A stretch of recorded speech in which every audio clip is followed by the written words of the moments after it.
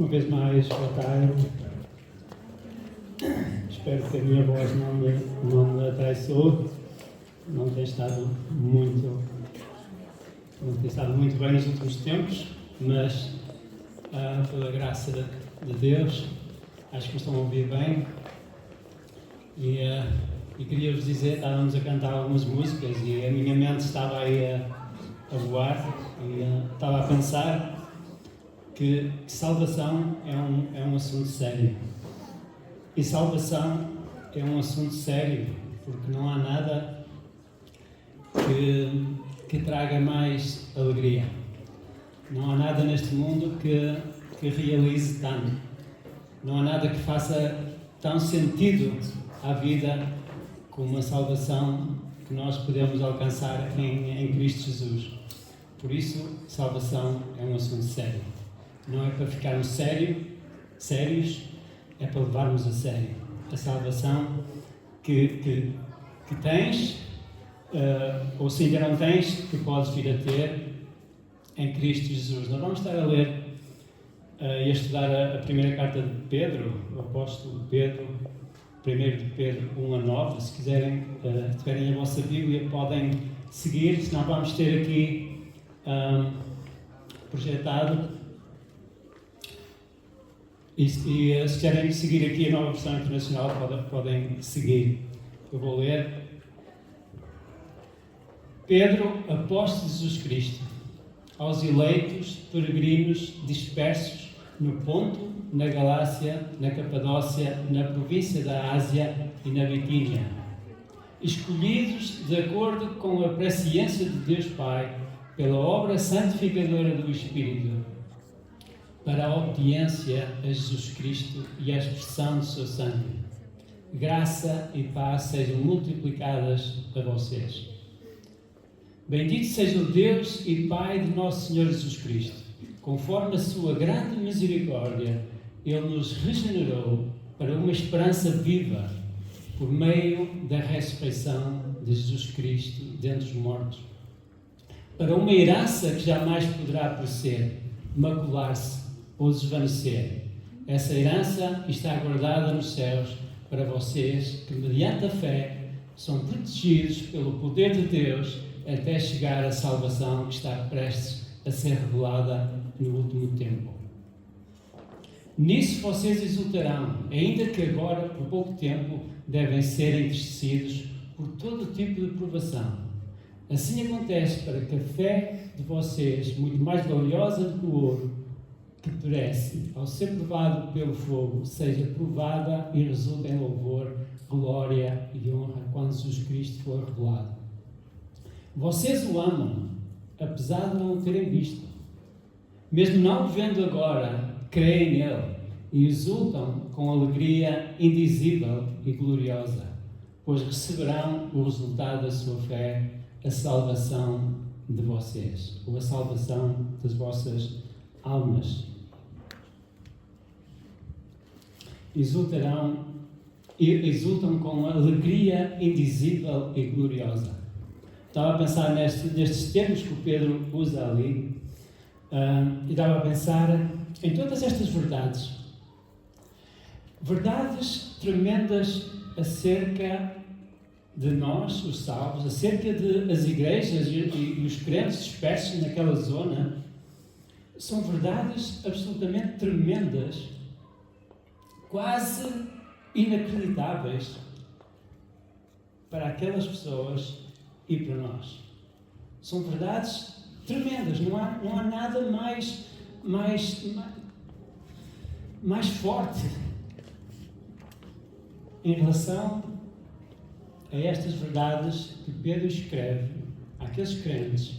E ele ao escrever ali no Ponto, na Galácia, na Capadócia, na Ásia, na Bitínia, nós podemos acrescentar ali a nossa zona, a cidade onde moramos, ou o país onde moramos, ou a vila, o lugar onde moramos. Porque estas verdades são exatamente para nós também, não é? Pedro, claro que escreveu, e eu estava a pensar em relação a isso, e eu estava a pensar como é perfeita como é completa, como é verdadeira a salvação da nossa alma.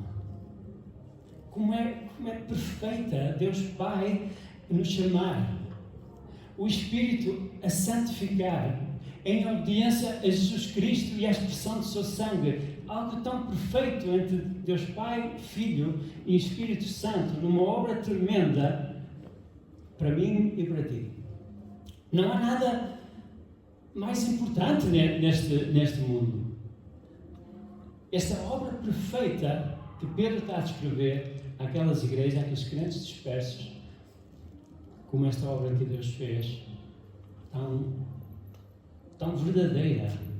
Não há nada tão verdadeiro neste mundo como a obra que Deus fez para a salvação da nossa alma. Sabe, num mundo em que tudo é incerto, tudo é passageiro, tudo perde o seu valor, há algo certo, há algo verdadeiro e há algo que é eterno.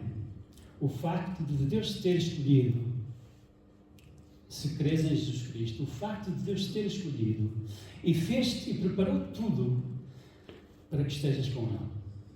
Nós precisamos responder em fé a este Evangelho. É verdade, nós precisamos responder em fé, mas Deus preparou tudo de antemão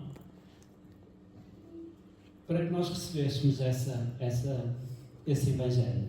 Deus preparou tudo. Nós estávamos desviados. Nós estávamos sem Deus neste mundo. Nós éramos inimigos por natureza.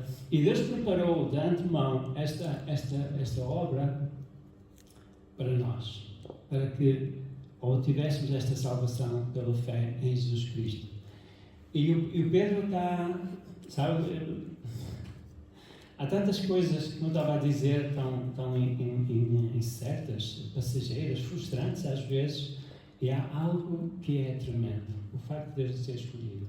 Eu não sei muito bem, eu não sou um estudioso, eu não sei muito bem que relação o apóstolo Pedro tinha com estas igrejas e estes crentes naquela zona que hoje é aquela zona norte da Turquia. Eu não sei muito bem, se calhar não sabemos muito bem que relação, se conhecia pessoalmente, se fundou alguma igreja, se visitou alguns, não sabemos muito bem. E também não é isto que vamos discutir. O que é certo é que chegou esta informação até ao Pedro, seja pessoalmente ou alguém lhe transmitiu, e o apóstolo Pedro ficou maravilhado. E escreveu-lhes esta carta para dizer: eu estou maravilhado com o que está a acontecer com vocês, em vocês. Não é? Como eu disse, eu não sei que conhecimento é que ele tinha, se os conhecia pessoalmente ou não, mas ele recebeu ele tinha este conhecimento deles. E que conhecimento ele tinha deles? Era tremendo. O primeiro, a obra perfeita e completa de Deus na vida deles. Pedro não tinha dúvidas em relação a isso. A obra perfeita e completa de Deus na vida daqueles crentes, daquelas igrejas, naquele povo disperso naquela zona. Segundo, a mudança na vida deles operada pela ressurreição de Jesus Cristo dentre os mortos. A mudança que foi efetuada na vida de cada um que creu. Terceiro, a esperança de uma herança guardada nos céus que a receberão pela fé. E esse é o grande foco do Pedro a escrever isto. A herança, esta esperança de uma herança guardada nos céus. Pedro não está a focar muitas coisas, nas coisas terrenas, ou nas bênçãos até. Não está a focar muito nisso, está a focar na esperança desta herança guardada nos céus que cada um irá receber. Esta herança e essa esperança nessa herança que ele está a ver naqueles crentes. E quarto, o amor por Jesus que resulta numa alegria indizível, mesmo nunca o terem visto. E esta é uma das coisas que mais maravilhou Pedro, não é? O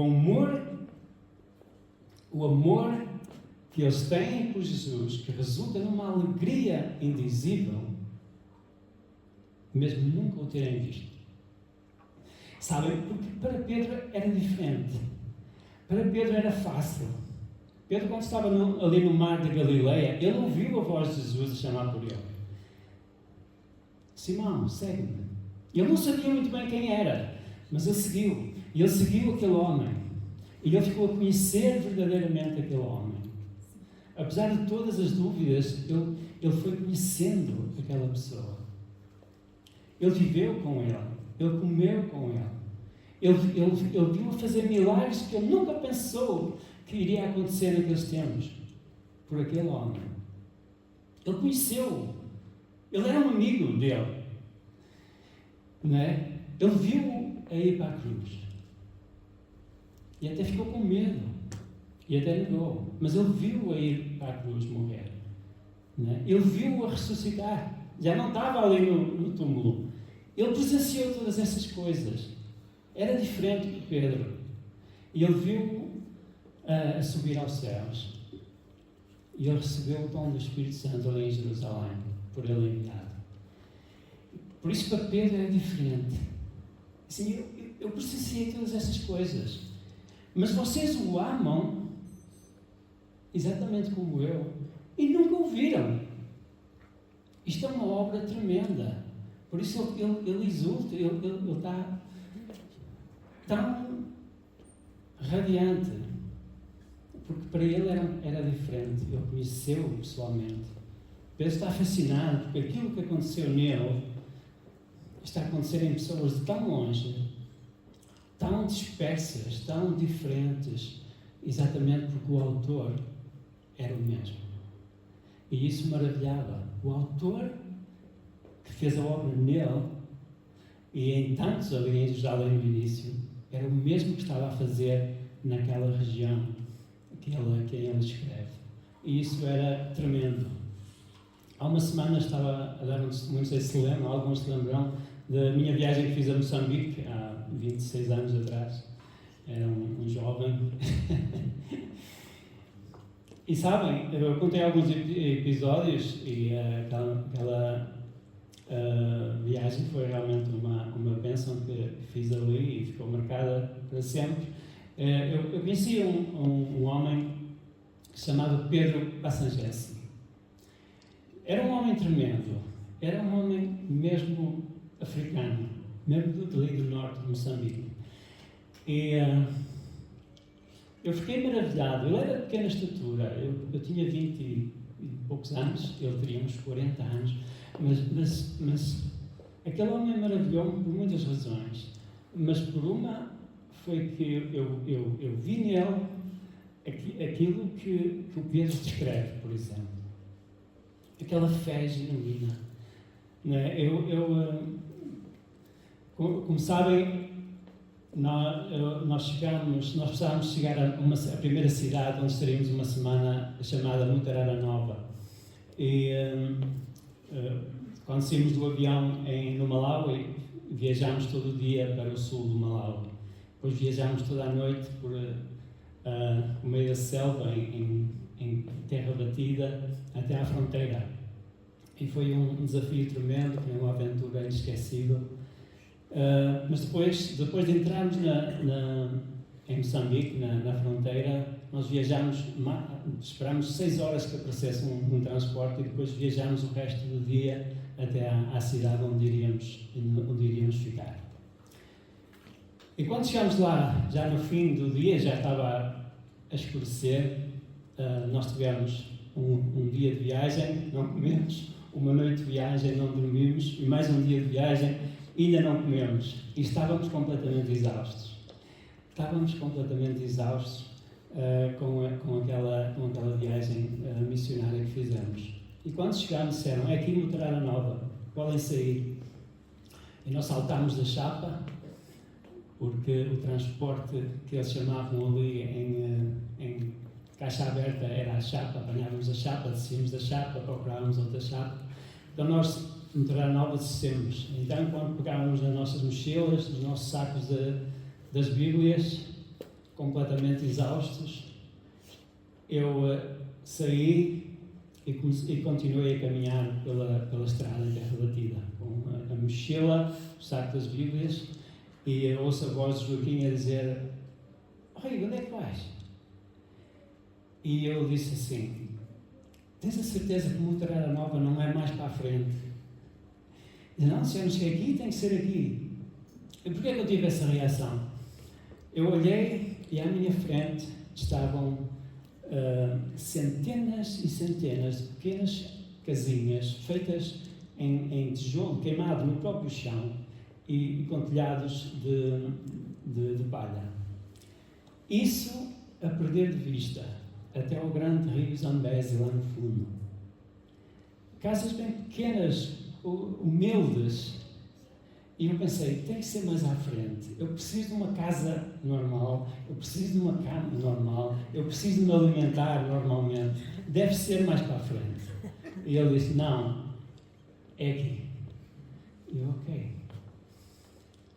E eu estava a pensar, como é que nós vamos encontrar o nosso contacto ali? Todas as casas eram iguais. Eles não tinham, não sabiam o dia em que chegavam. O dia próprio em que chegávamos, nem a hora, muito menos. Não havia eletricidade naquela zona, não havia telefones naquela zona. Nós não sabia mais ou menos, era mais ou menos naquele tempo que nós chegaríamos. E eu pensei, no meio disto tudo, como é que nós vamos encontrar o nosso contacto? Até que olhamos e vem esse homem, apareceu com mais dois, apareceu do nada, com um sorriso do tamanho do mundo, com uma alegria indizível, a gritar: irmão Joaquim, irmão Rodrigo, são vocês! Realmente somos, acabamos de chegar. Que alegria aquele homem, que felicidade aquele homem tinha quando nos viu. Com uma energia que eu acho que me deu energia naquele tempo para o resto daquela semana. E foi uma semana muito intensa naquela zona. Não é? O homem quase que nos arrancou as mochilas e os sacos das Bíblias, quase que nos pegou em nós ao colo e quase que nos levava para a sua casa. E venham, por meio, que não havia ruas propriamente ditas, eram espaços entre as casas. E vira aqui, vira ali, vira lá e chegamos. A uma igualzinha a todas as outras. E disse: entrem, vamos comer. E isso deu-me uma alegria que eu quase gritei. E entramos naquela humilde casa. E sabem, é uma zona muito pobre. Não sei como é hoje, mas era uma zona muito pobre, muito humilde. Mesmo entre os crentes, mesmo ele, aquele pastor que eu conheci, era muito pobre. Entramos e serviu-nos uma... Eles, no dialeto dali, chamavam salsa, mas aquilo é aquele milho ainda mal seco, batido com o pilão. E aquilo é cozido cá fora, porque as casas não têm cozinha propriamente dita, é tudo cozinhado ali fora numa panelinha.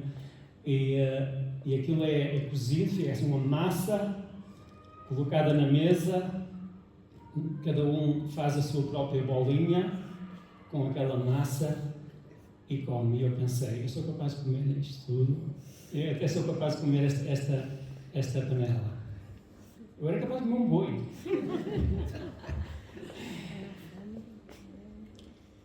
Eu comecei a comer e eu pensei, isto é azedo.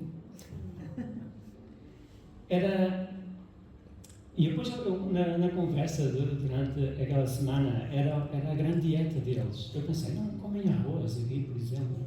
E eles não, às vezes ao domingo tinham arroz. Mas aquilo foi difícil comer e eu fiz um esforço tremendo para comer. E o Joaquim disse: há regiões na Guiné em que não é de bom não comer tudo. Por isso faz um esforço e come. Assim, eu estou com uma fome de comida, mas isto é amargo. É amargo e fiz um esforço e comi. E foi o que eles tinham de melhor para nos dar. E aquela semana ele tinha planos tremendos para aquela semana ali. Por ele ficávamos ali o tempo todo, todas as semanas. Por ele ficávamos até hoje lá. E havia realmente muito trabalho ali naquela zona. Ele disse, eu já sei onde é que vamos visitar, as aldeias que vamos visitar aqui nesta zona, esta semana, e olhem, podemos ter um culto ainda esta noite. Eu olhei para o Joaquim, ele olhou para mim, e pensei, sim, pode ser, mas como é que estão os crentes? Como é que vai ser? Eu disse, nós aqui nunca marcámos nada, nunca planeámos, nós é na hora. Começámos a tocar o batuque e daqui a 1 hora todos os crentes estão indo. E assim foi, comemos, alguém começou a tocar o batuque aí fora, no espaço aí fora. Ele tinha começado a construir ele próprio um edifício ali ao lado para a igreja, ainda não tinha acabado, porque ele queria fazer uma coisa bastante mais bonita do que havia ali. E realmente os crentes começaram a vir, as pessoas começaram a vir, e ao fim de 1 hora já tinha aí uma multidão para nos ouvir. E eles começaram a cantar, e cantaram umas 3 músicas. Era muito divertido, era em dialeto, nós íamos perguntando o que é que eles cantavam, era coisa simples daquilo que Jesus fazia, a maneira como Jesus curava, coisa simples, mas com uma alegria contagiante, de simplesmente louvar a Jesus. E assim aconteceu. Eu estava a falar sobre aquele homem porque ele contou-nos muitas histórias naquela semana, e uma delas é que ele viajava à aldeia. Ele era responsável por muitos crentes dispersos, apesar daquela cidade ser assim, havia aldeias muito dispersas. Ele viajava às vezes 2 dias a pé, ele viajava quase sempre a pé, porque não tinha meios para arranjar um transporte, quase nunca conseguia ir de transporte, já. Então ia a pé, e ele muitas vezes passava 2 dias para ir a essas aldeias, para pregar o Evangelho. E ele contou-nos que havia uma zona em que ele pernoitava de noite, dormia no chão, mas quase sempre em cima de uma árvore, porque havia animais selvagens que facilmente podia ser atacado. E eu pensei, este homem é tremendo. Ele era responsável por quase toda aquela zona de crentes que ele juntava em aldeias, que ele pregava o Evangelho e convertia pessoas assim. Sempre com uma energia tremenda. Aquele homem ficou marcado em mim até hoje. Ele e muitos outros, mas eu estava a pensar nele, porque aquilo que aconteceu com aquele homem, numa zona remota ali no norte de Moçambique, 2000 anos depois, o que aconteceu com Pedro em Jerusalém e o que aconteceu com aqueles crentes dispersos ali no norte da Turquia, o que aconteceu comigo e o que aconteceu contigo que crês, é o que o apóstolo Pedro chama ali de regeneração. Ele nos regenerou. Sabe? E esta é a regeneração, que aparece muitas vezes no Novo Testamento, é o que Jesus chamaria um nascer de novo. A regeneração é muito, para um médico, por exemplo, essa é uma palavra muito, muito familiar, não é? Porque há tecidos e órgãos e células que morrem e depois podem ser regenerados.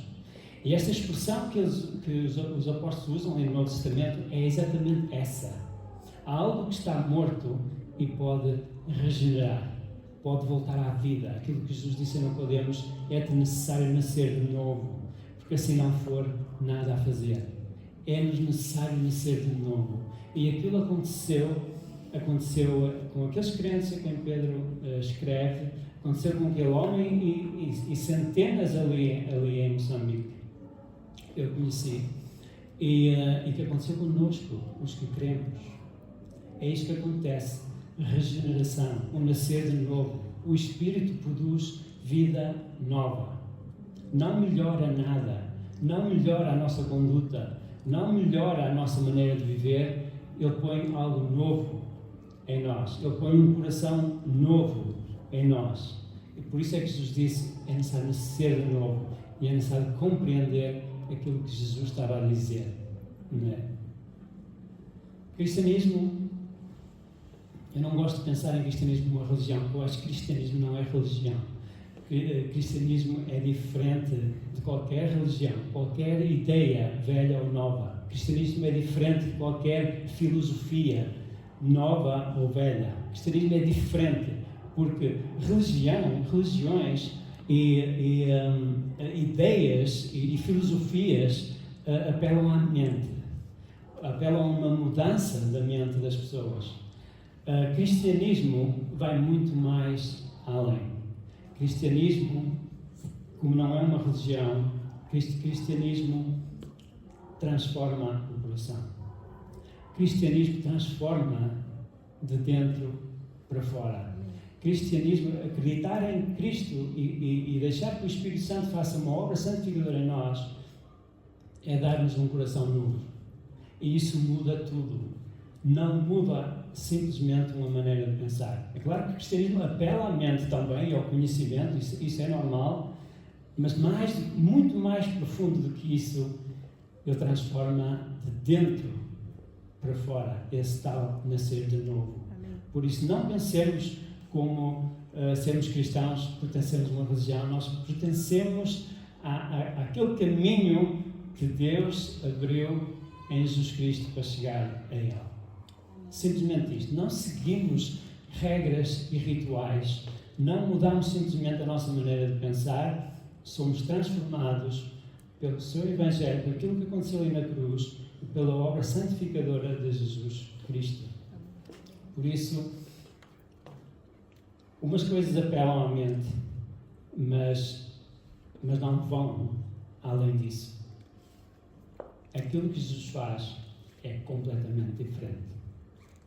Transforma completamente diferente. Muda. Estávamos mortos e agora renascemos. Pertencíamos ao reino das trevas, agora pertencemos ao reino dele, ao reino da luz. Não melhoramos nada. Nós não tentamos ser melhores nisto ou aquilo. Isso é o que Deus vai fazer depois. Aquela mudança é radical. É radical. Aleluia. Daí Pedro dizer este exultar de alegria indizível e gloriosa. Eles descobriram e experimentaram algo que nunca tinham experimentado. Daí resultar numa alegria indizível, não dá para explicar. Não dá para descrever. Essa alegria é além daquilo que são os padrões humanos. Vai muito mais além. Às vezes há pessoas, supostamente crentes, com dúvidas. Dúvidas se vale a pena seguir a Cristo ou não. Se a Bíblia é realmente a palavra de Deus para nós, para hoje ou não. Não é? Até o facto de pertencer, fazer parte de uma igreja local, sim ou não. Que somos todos membros de um corpo que nos completamos, se é ou não. E há muitas dúvidas, às vezes vejo muitas dúvidas nisso, e eu próprio fico com dúvidas se aquilo que Pedro está a descrever aconteceu ou não. Se aquilo que Pedro está a descrever daqueles crentes realmente aconteceu ou não. Porque se aconteceu, não há dúvidas. É algo lá dentro. É algo que transforma. Seguir a Cristo não é uma ideia, não é uma moda. É algo que transforma. E isso faz toda a diferença.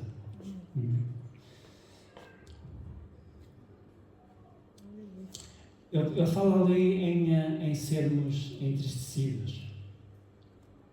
Não é que nós não ficamos entristecidos. Não é que nós não ficamos magoados, muitas vezes, neste mundo em que vivemos. Não é que nós não tenhamos provações que causam dor.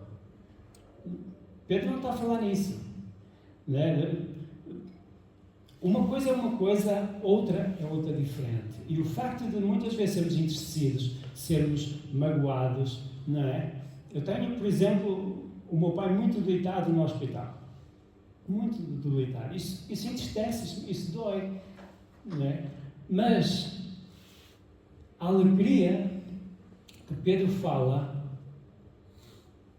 ou seja, estas dores, estas provações que nós passamos, ou um familiar que parte, por exemplo, não anulam, não fazem morrer, não podem fazer morrer a alegria de conhecermos a Cristo. Em todas as situações da nossa vida, e todas estas coisas, estas dores, estas provações, e muitas vezes é para refinar a nossa fé, como Pedro estava a dizer, são passageiras. Têm um fim. Não podem anular, nunca, apesar de serem reais e verdadeiras, e que nos causam dor e tristeza e sofrimento, nunca podem anular a verdadeira alegria que é eterna, que é sólida, que não muda, não é passageira, não modifica. É a alegria de conhecermos a Jesus e sermos por Ele conhecidos. Nós podemos ter muitas vitórias neste mundo e muitas vitórias em Cristo, se quisermos.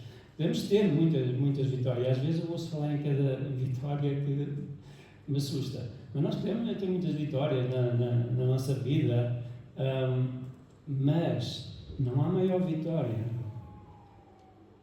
Ou a maior vitória que podemos alcançar, e essa vitória é o alvo da nossa fé. Essa vitória é o alvo da nossa fé, que é a salvação da nossa alma. O alvo da nossa fé, como diz Pedro, é a salvação da nossa alma, que Deus preparou, que Jesus trouxe e que o Espírito Santo aplica.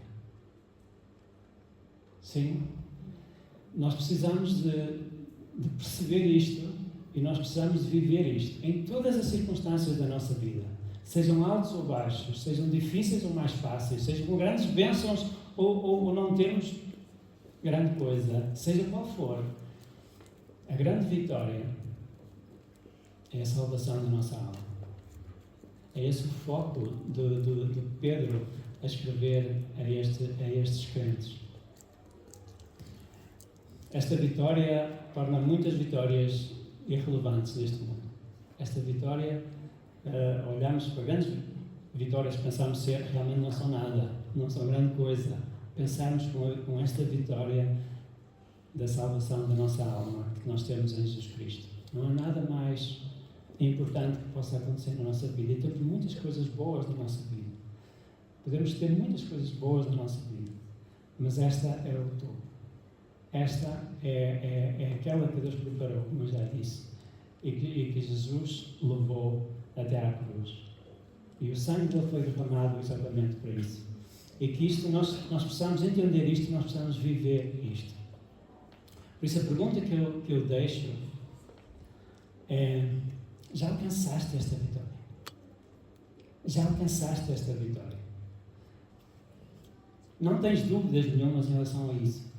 Já alcançaste esta vitória, vives esta vitória. Independentemente das circunstâncias, vives esta vitória. É como se estivesse escrito na nossa testa. Nós vivemos essa vitória, apesar das provações, apesar de sofrimentos, seja o que for para sermos neste mundo, seja bom, seja o que for. Será que nós estamos a viver esta vitória que Jesus conseguiu para nós? Nós precisamos de vivê-la. Nós precisamos de transmiti-la. Não é?